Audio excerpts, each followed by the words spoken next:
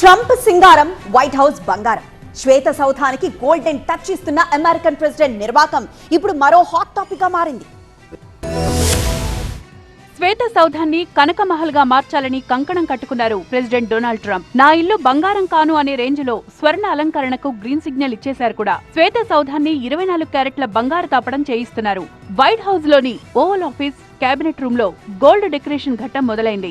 Already డజన్ల కొద్ది designs కూడా సెలెక్ట్ చేశారు. ఇదిగో చూడండి, అదిరిపోయే డిజైన్లంటూ వీడియోను కూడా రిలీజ్ చేశారు. రాజు తలుచుకుంటే గోడలకు బంగారం పూత లెక్క ప్రెసిడెంట్ ఆదేశించడమే తరువాయి బంగారు తాపడం పనులు జోరందుకున్నాయి.